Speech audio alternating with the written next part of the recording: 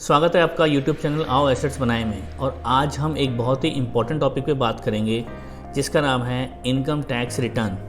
आप सभी को पता होगा कि सब लोग अपनी इनकम टैक्स रिटर्न फाइल करते हैं। गवर्नमेंट ऑफ इंडिया का एक रूल है कि जिसकी भी इनकम है, चाहे सैलरी से इनकम है, चाहे पेंशन से इनकम है, चाहे अदर सोर्सेज की इनकम है, इंटरेस्ट की इनकम है, डिविडेंड की इनकम है, अगर आपने कोई शेयर्स सेल परचेज़ किए हैं या आपने कोई प्रॉपर्टी सेल परचेज़ की है, आपने कोई शेयर्स का सेल परचेज़ किया है, म्यूचुअल फंड का किया है, या इसके अलावा अगर आपकी कोई रेंटल इनकम आती है या कोई बिज़नेस है, इन सब केसेस में आपको अपनी इनकम टैक्स रिटर्न फाइल करना बहुत ज़रूरी है।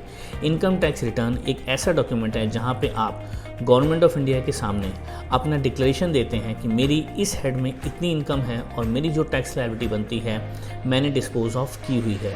वो इनकम किसी भी रूप में हो सकती है, लेकिन अगर आपकी कुछ इनकम है और गवर्नमेंट ने कुछ नॉर्म्स, कुछ हेड्स, कुछ स्लैब्स बनाए हैं, अगर उसमें वो इनकम आपकी फॉल करती है तो आपको अपना कंप्लायंस पूरा करना है, जो कि आप ITR फाइल करके उस कंप्लायंस को पूरा कर सकते हैं।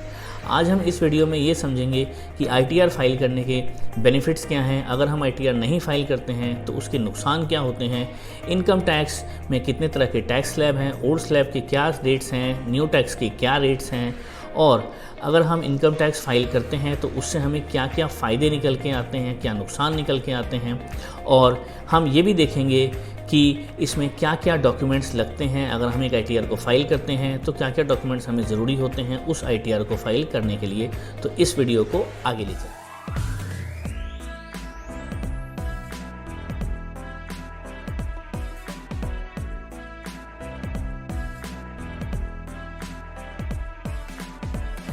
तो सबसे पहले हम इस वीडियो में ITR फाइल करने के बेनिफिट्स की बात करेंगे।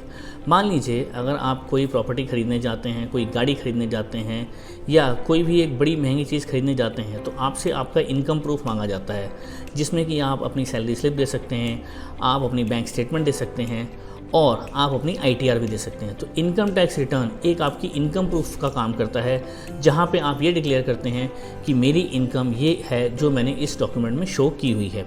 इसके अलावा वो एक लीगल डॉक्यूमेंट है कि आप एक अच्छे टैक्स पेयर हैं कंट्री के, आप टैक्स पेमेंट करते हैं, कंट्री की जो भी डेवलपमेंट है उसमें आपका हाथ है। अगर मान लीजिए आप कहीं आउट ऑफ इंडिया जाने की प्लानिंग कर रहे हैं, वीज़ा, पासपोर्ट कुछ अप्लाई कर रहे हैं, तो वहाँ पे भी आपकी ITR मांगी जाती है। एक इनकम प्रूफ है ये कि आपकी इतनी इनकम है, तो कहीं पे भी आपको अपनी इनकम प्रूफ करनी है तो इस डॉक्यूमेंट का आप यूज़ कर सकते हैं। तो ये एक बहुत ही अच्छा लीगल डॉक्यूमेंट है जहाँ पे कि आप किसी भी सामने वाले को ये प्रूव करते हैं कि मेरी ये X अमाउंट ऑफ इनकम है और इस हेड से मेरी ये इनकम जनरेट होगी। हमारे पास कितने तरह की ITR होती हैं, तो मेजरली हमारे पास 6-7 तरह की ITR होती हैं, जिसमें अगर हम बात करें ITR 1, 2, 3, 4, 5, 6, सबसे पहली ITR होती है ITR 1। ITR 1 उनके लिए होती है जिनकी सैलरी की इनकम है, अदर सोर्स की इनकम है, प्लस पेंशन की इनकम है और उनकी इनकम 50 लाख से ऊपर एक्सीड नहीं करती। ITR 2 इनके लिए होती है जिनकी salary income, house property income और कैपिटल गेन की इनकम होती है। कैपिटल गेन में आपका शेयर्स की सेल परचेज, प्रॉपर्टी की सेल परचेज, म्यूचुअल फंड का सेल परचेज या किसी और चीज़ की सेल परचेज उनके लिए होती है जिनकी बिजनेस इनकम है, PGBP की इनकम होती है, profits and gains from business and profession. जिसका भी बिजनेस है, जो भी लोग बिजनेस करते हैं वो ITR 3 फाइल करते हैं। ITR 4 उनके लिए होती है जिन लोगों की सैलरी इनकम तो है, प्लस हो सकता है कोई बिजनेस इनकम भी हो, कोई प्रिजम्पटिव इनकम हो, जहाँ पे कि उनकी इनकम 50 लाख के अंदर अंदर है। जैसे कि मान लीजिए कई सारे ऐसे डीलर्स हैं या बिजनेसमैन हैं जिनको गवर्नमेंट ने ये कहा हुआ है कि आप अगर अपनी चीज़ों का सारा रिकॉर्ड नहीं रख सकते तो आप प्रिजम्पटिव बेसिस पर अपनी इनकम को टैक्स कर सकते हैं, जहाँ पे कि आपकी इनकम जो होगी, आपका एक रेवेन्यू का एक पर्टिकुलर पोर्शन वहाँ पे टैक्स हो जाएगा। आपको कोई भी बुक्स ऑफ अकाउंट मेंटेन करने की ज़रूरत नहीं है, कोई डिटेल मेंटेन करने की ज़रूरत नहीं है। मान लीजिए आपका रेवेन्यू हुआ 100 रुपये, तो गवर्नमेंट आपकी इनकम 8 रुपये मान लेगी और उस 8 रुपये पर गवर्नमेंट टैक्स लगा देगी। इसके बाद आती है ITR 5, जहाँ पे AOP, BOI, association of persons, body of individuals, ये लोग अपनी ITR फाइल करते हैं। ITR 6 में कंपनीज, कॉर्पोरेट्स अपनी ITR फाइल करते हैं और 7 में ट्रस्ट और अदर बॉडीज़ जो होती हैं वो अपनी ITR फाइल करती हैं। तो ITR 1 से लेके ITR 7 तक आपको सारी ITR दिखनी है। आपको ये डिसाइड करना है कि आप किस सेगमेंट में फॉल कर रहे हैं और कौन सी ITR आपके लिए एप्लीकेबल है। उस ITR को सोच समझ के आपको देखना होगा, कहीं आप गलत ITR ना भर दें। जो ITR आपके लिए एप्लीकेबल है उसी ITR को आपको फाइल करना है। ITR फाइलिंग की जो ड्यू डेट्स होती हैं वो जनरली 31 जुलाई होती है हर साल की। जैसे कि मार्च 23 क्लोज हुआ है तो 31 जुलाई जो डेट होगी वो ITR फाइलिंग की ड्यू डेट होगी फॉर इंडिविजुअल्स। कॉर्पोरेट्स के लिए 31 अक्टूबर, 30 नवंबर और 30 सितंबर भी होती है। अलग अलग केसेस में मान लीजिए किसी का ऑडिट है, किसी का नहीं है, किसी में ट्रांसफ़र प्राइसिंग है, किसी में नहीं है, उस हिसाब से अलग अलग डेट्स होती हैं। और अगर आप बिलेटेड रिटर्न या रिवाइज रिटर्न फाइल करना चाहते हैं तो उसके लिए जो लास्ट डेट होगी वो होगी 31 दिसंबर 2023। जो मार्च 23 फाइनेंशियल ईयर एंड हुआ है उसके लिए दिसंबर होगी। दिसंबर 23 के बाद आप उस रिटर्न को फाइल नहीं कर पाएंगे, ना ही आप कोई बिलेटेड फाइल कर पाएंगे, ना अपने रिटर्न को आप रिवाइज कर पाएंगे। अगर हम बात करें डिसएडवांटेजेस की, तो ITR फाइल करने के डिसएडवांटेजेस बहुत सारी हैं, जिसमें सबसे बड़ी डिसएडवांटेज ये है कि गवर्नमेंट में आपको पेनल्टी फाइल करनी पड़ती है। आपको 1000, 5000, 10,000 रुपये अलग अलग केसेस में अलग अलग तरह की पेनल्टी है, आपको पेनल्टी पे करनी पड़ती है। अगर आप रिटर्न को लेट फाइल करते हैं तो आपको रिटर्न के साथ साथ इंटरेस्ट भी पे करना पड़ता है सेक्शन 234A में। अगर आप अपनी रिटर्न को लेट करते हैं तो अगर आपके कोई लॉसेस हैं तो आप उसको कैरी फॉरवर्ड नहीं कर सकते हैं। मान लीजिए आपका शेयर्स में कोई लॉस हो गया है, या म्यूचुअल फंड में कोई लॉस है, या प्रॉपर्टी में कोई लॉस है, आगे आप उसको सेट ऑफ करना चाहते हैं अगले सालों में जहाँ पे कि आपको इनकम होगी, तो वो लॉस आपका सेट ऑफ नहीं होगा, वहाँ पे आपको नुकसान होगा। इसके अलावा अगर आप लेट रिटर्न फाइल करते हैं तो जो अगर आपको रिफ़ंड आना था गवर्नमेंट से, तो उस रिफ़ंड में आपको इंटरेस्ट भी नहीं आएगा। रिफ़ंड के साथ आपको इंटरेस्ट नहीं मिलेगा, उस इंटरेस्ट का भी आपका लॉस हो जाएगा। और अगर आप ITR नहीं फाइल करते हैं तो हो सकता है भविष्य में कभी भी आपको कोई नोटिस आ सकता है, क्योंकि आप हो सकता है इधर उधर आपने कोई फाइनेंशियल ट्रांजैक्शन की हो सकता है आपने बैंक में पैसे डिपॉजिट किए हों, आपकी इनकम तो ना हो लेकिन हो सकता है कहीं से पैसे मिले हों, आपने बैंक में पैसे डिपॉजिट किए हों। हो सकता है आपकी इनकम तो नहीं है लेकिन कभी आपने कोई प्रॉपर्टी खरीदी थी और आप उसको सेल करते हैं और उसमें आपको कुछ प्रॉफिट होता है, तो उस केस में भी आपको ITR फाइल करनी चाहिए, जिससे कि गवर्नमेंट को ये पता चले कि आप एक रिस्पॉन्सिबल टैक्स पेयर हैं इस कंट्री के।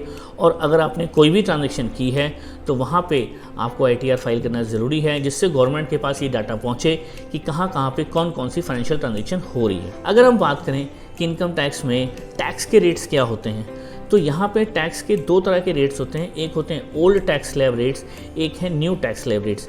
न्यू टैक्स रेजीम अभी हाल ही में 1-2 साल पहले आया है। पहले सिर्फ ओल्ड टैक्स स्लैब रेट होते थे, यहाँ पे कि 5 लाख तक की इनकम एग्जेम्प्ट होती है। अगर आपकी 5 लाख से ऊपर की इनकम है तो 2.5 लाख से 5 लाख तक आपका 5% टैक्स लगता है, 5 लाख से 10 लाख तक आपका 20% टैक्स लगता है, और 10 लाख से ऊपर आपका 30% टैक्स लगता है। इसके अलावा जितना भी आपका टैक्स बनता है उसके ऊपर 4% का एजुकेशन सेस लगता है। और अगर आपकी टोटल इनकम 50 लाख से ऊपर होती है तो उस केस में आपको अलग अलग सरचार्ज भी लगता है। 50 लाख से ऊपर के केस में, उसके नीचे के केस में सरचार्ज नहीं लगता, सिर्फ जो भी टैक्स का टोटल हुआ उस पर 4% का एजुकेशन सेस लगता है। अगर हम न्यू टैक्स स्लैब की बात करें तो वहाँ पे अलग अलग स्लैब हैं। 3 लाख तक आपकी इनकम एग्जेम्प्ट होती है, और 3 लाख से 6 लाख तक 5%, 6 लाख से 9 लाख तक 10%, 9 से 12 तक 15%, 12 से 15 तक 20%, और 30 लाख से ऊपर जितनी भी इनकम होती है वो आपकी 30% से टैक्स होती है। इसमें भी 4% का सरचार्ज लगता है। लेकिन न्यू टैक्स रेजिम में आपकी 7 लाख तक की इनकम टैक्स फ्री है। मान लीजिए आपकी इनकम 7 लाख तक ही है तो उस पर कोई टैक्स नहीं लगेगा। लेकिन अगर 7 लाख 1 रुपये भी है तो फिर आपका टैक्सेशन 3 लाख से शुरू हो जाएगा, 3 से 6, 6 से 9, 9 से 12, 12 से 15 और 15 से ऊपर का जो भी है। न्यू टैक्स स्लैब और ओल्ड टैक्स स्लैब में ये डिफरेंस है कि ओल्ड टैक्स स्लैब में आपका जो टैक्स रेट होता है वो जो भी डिसाइड हो जाता है उसमें आपको डिडक्शंस भी मिलते हैं, जैसे कि आपको होम लोन का डिडक्शन मिलता है, आपको सेक्शन 80C का डिडक्शन मिलता है, हेल्थ इंश्योरेंस का डिडक्शन मिलता है, पेंशन का डिडक्शन मिलता है, HRA का डिडक्शन मिलता है। लेकिन न्यू टैक्स स्लैब में आपको कोई भी डिडक्शन नहीं मिलता एक्सेप्ट स्टैंडर्ड डिडक्शन, जो ओल्ड स्लैब और न्यू स्लैब दोनों में मिलता है। लेकिन बाकी डिडक्शंस न्यू स्लैब वालों को नहीं मिलेंगे, ओल्ड स्लैब में ये सारे डिडक्शंस आपको मिलते रहेंगे। अगर हम बात करें कि ITR फाइल करने के लिए हमें क्या क्या डॉक्यूमेंट्स लगते हैं, आपके पास पैन कार्ड होना चाहिए, आपके पास आधार कार्ड होना चाहिए, आपके पास email ID, mobile number, bank account details, ये सब आपके पास होना चाहिए। अगर आप जॉब में हैं तो आपको कंपनी से फॉर्म 16 लेना होता है। अगर आपने शेयर्स का या म्यूचुअल फंड का सेल परचेस किया है तो उस केस में आपकी जो भी डीमैट की कंपनी है या इंश्योरेंस कंपनी है या म्यूचुअल फंड कंपनी है, वहाँ से आपको सेल परचेस के statements, profit and loss account के स्टेटमेंट्स लेने पड़ेंगे, जिसके बेस पर ये डिटेल्स डलेंगी और आपकी ITR फाइल होगी। मान लीजिए आपकी कोई रेंटल इनकम है तो आपके पास रेंट की पूरी डिटेल होनी चाहिए, टेनेंट का नाम, टेनेंट का पैन नंबर भी कई केस में ITR में डालना पड़ता है। अगर आपका बिज़नेस है तो बिज़नेस के केस में आपकी बैंक स्टेटमेंट, आपके पास सेल रिसीप्ट्स होंगी, आपके पास परचेज रिसीप्ट्स होंगी, सारे रिसीप्ट्स के बेस पे आपकी ITR फाइल होती है। अदर सोर्सेस में आपके पास बैंक स्टेटमेंट होनी चाहिए, FD की इनकम है तो FD की रिसीप्ट्स होनी चाहिए, FD का इंटरेस्ट होना चाहिए। ये सारी डिटेल्स जब आप ITR फाइल करने बैठें तो आपके पास ये सारी डिटेल होनी चाहिए।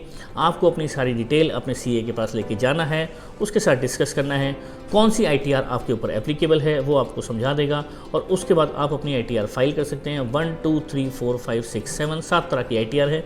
जो ITR एप्लीकेबल है उस ITR को आप भर सकते हैं। ITR भरना बहुत ज़रूरी है। आप एक रिस्पॉन्सिबल टैक्स कंप्लायंट सिटीज़न के तौर पे अपनी पहचान दर्ज कराते हैं। आप गवर्नमेंट के थ्रू जितने भी कंट्री में डेवलपमेंट के काम हो रहे हैं आप सब में भागीदार बनते हैं। आप अपने टैक्सेस को टाइमली जमा करिए, अदरवाइज़ अननेसेसरी का आपको पेनल्टी, इंटरेस्ट और बाकी सारी चीज़ें पे करनी पड़ती हैं और आपके ऊपर एक बर्डन आता है। अगर आप ITR नहीं फाइल करते हैं तो आप जितनी भी फाइनेंशियल ट्रांजेक्शन्स करते हैं सबकी डिटेल कहीं ना कहीं किसी न किसी रूप में इनकम टैक्स डिपार्टमेंट में जा रही है। आप ये ना सोचें कि आपकी इनकम नहीं है तो आपका कोई और डाटा नहीं होगा या कोई और ट्रांजेक्शन आप करेंगे तो वो गवर्नमेंट को पता नहीं चलेगा।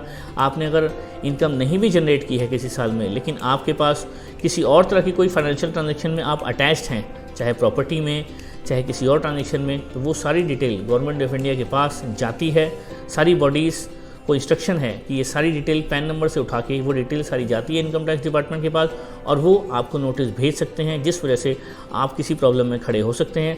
मान लीजिए आपको नोटिस आ गया पिछले 5 साल, मतलब 5 साल पुराने भी अगर आपको नोटिस आ गया तो पिछले 5 साल का जितना टैक्स बनता था वो प्लस उस पर जितना इंटरेस्ट बनता है वो प्लस 300% तक की गवर्नमेंट पेनल्टी लगा सकती है। तो उस केस में आपका जो पेमेंट होगी वो बहुत ज़्यादा होगी। उससे अच्छा है हम हर साल अपनी ITR भरते रहें और अपने टैक्सेस को रेगुलरली पे करते रहें, जिससे कि हम किसी भी तरह की मुसीबत में ना फंसें और हम अपनी एक वेल्थ क्रिएशन की जर्नी भी इस तरह से बना सकें। तो आज का वीडियो था ITR के ऊपर। ITR क्यों फाइल करनी चाहिए, उसके फ़ायदे नुकसान, टाइप ऑफ ITR, उसके कितने स्लैब होते हैं, उसमें क्या टैक्स के रेट्स हैं, क्या क्या डॉक्यूमेंट्स के बेस पे हम अपनी ITR फाइल कर सकते हैं। तो ITR के ऊपर ये पूरा वीडियो था। आपको ये वीडियो कैसा लगा, आपके कोई कमेंट्स हैं, कोई सवाल हैं तो आप इस वीडियो के नीचे कमेंट करिए। इस चैनल को लाइक और सब्सक्राइब करते रहिए। Thank you.